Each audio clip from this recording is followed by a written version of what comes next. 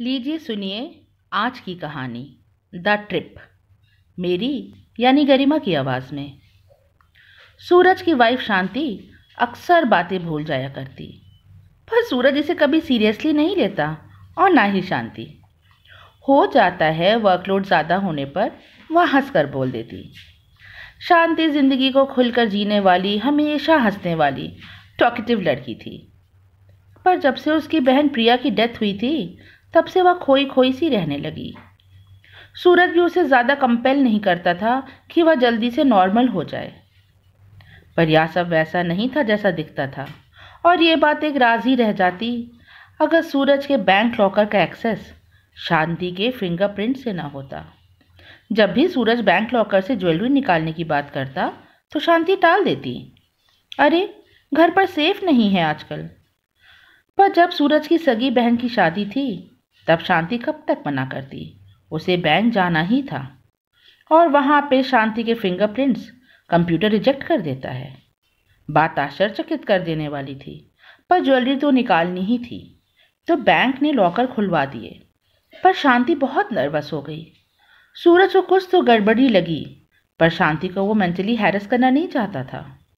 शांति अक्सर देर रात तक किसी से चैट करती और पूछने पर बताती कि जब पिछले साल वह अपनी बहन के पास अब्रॉड गई थी, तब वहाँ फ्रेंड्स बने थे, बस उन्हीं से चैट होती है। दिन बीतने लगे। शांति से अच्छी वाइफ शायद ही सूरज को मिल पाती। सारी प्रॉब्लम्स का सॉल्यूशन था उसके पास।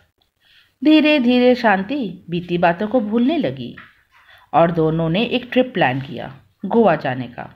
गोवा के बीचेस शांति को हमेशा ही अट्रैक्ट करते थे।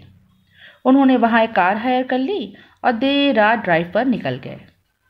पर सूरज ने थोड़ी ड्रिंक कर ली थी और जगह जगह पुलिस चेक कर रही थी, तो शांति ड्राइविंग सीट पर आ गई और उनकी कार भी चेक हुई, पर कोई चार्जेस नहीं लगे। पुलिस ने शांति का डीएल चेक किया, पर सूरज को जितनी चढ़ी थी सब उतर गई। शांति, तुमने कब ड्राइव करना सीख लिया और अपना डीएल दिखाना ये कब बनवा लिया? अरे बस ज़रूरी था ना कार ड्राइव करना, तो जब मैं पिछले साल ट्रिप पर गई थी ना प्रिया के पास, तभी सीखा था। ताज्जुब की बात तो यह थी कि सूरज कभी भी शांति की बहन प्रिया से मिला ही नहीं था। जब उनकी शादी हुई थी तो प्रिया पेरिस में थी और आ नहीं पाई थी। अब सूरज कुछ सस्पिशियस हो गया था। उसी रात होटल के रूम से रात के 3 बजे शांति रूम में थी ही नहीं। सूरज ने कॉल किया तो उसका मोबाइल साइड टेबल पे ही रखा था। वह भाग कर रिसेप्शन पर गया तो मालूम पड़ा कि शांति को गए तो 1 घंटा हो गया है। अब सूरज क्या करे, उसकी समझ में कुछ नहीं आ रहा था। उसने कार की चाबियां देखी तो वहां वो थी ही नहीं। आखिर इतनी रात इस अनजान शहर में शांति कहाँ चली गई? सूरज सीधे पुलिस स्टेशन गया। उसने शांति का आधार कार्ड सबमिट किया। पुलिस ने जब कार की डिटेल्स अपलोड की तो सूरज के पैरों तली जमीन खिसक गई।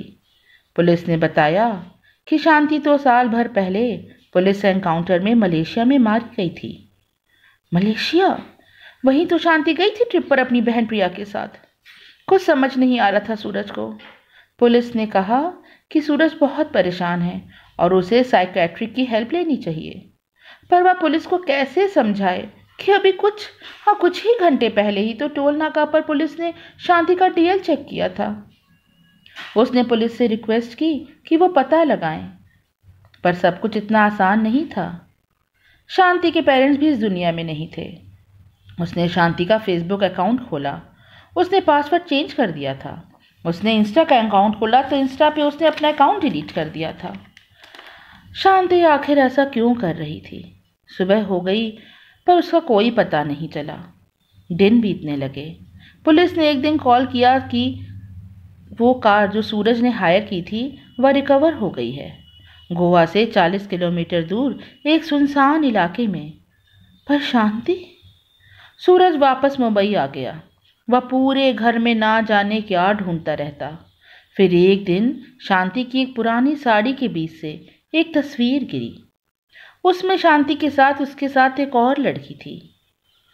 सूरज ने उनका फोटो ध्यान से देखा। वह दूसरी लड़की, वह तो बिल्कुल हूबहू शांति की तरह थी, सिर्फ उसके बाल कटे थे। पीछे लिखा था लव यू प्रिया।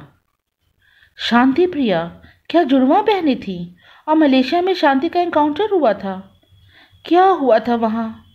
यह सब जानने के लिए उसने एक डिटेक्टिव हायर किया और झूठ का पर्दा धीरे धीरे हटने लगा। प्रिया देश विदेश में घूमती रहती और एक बार दोनों बहनों ने एक ट्रिप प्लान किया। प्रिया शांति को अपने पास मलेशिया बुलाती है, पर वहां से लौटते समय एयरपोर्ट पर चेकिंग में शांति के बैग से ड्रग्स मिलते हैं। वो प्रिया का बैग था। शांति कस्टम ऑफिसर को समझाना चाहती है, पर प्रिया शांति का बैग लेकर बाहर निकल जाती है। जब शांति अपनी बहन को पुकारती है और मदद के लिए उसके पीछे भागती है, तो पुलिस उसे शूट कर देती है और वह मर जाती है। पर ड्रग्स, वो तो कस्टम ऑफिसर के पास ही रह जाता है। मिस्टर सूरज, आप चेक कीजिए कि आपकी ज्वेलरी, कैश सब कुछ इंटैक्ट है ना? डिटेक्टिव ने पूछा। ज्वेलरी? वो तो वापस बैंक में गई ही नहीं थी, वो तो घर पर ही थी। सूरज जल्दी से लॉकर खोलता है, पर ज्वेलरी मिसिंग थी। सर, आप प्रिया के साथ रह रहे थे इतने दिनों से और आपको कुछ अजीब नहीं लगा? सूरज कैसे बताए कि उसे अजीब लगा तो था, पर वो समझ नहीं पाया।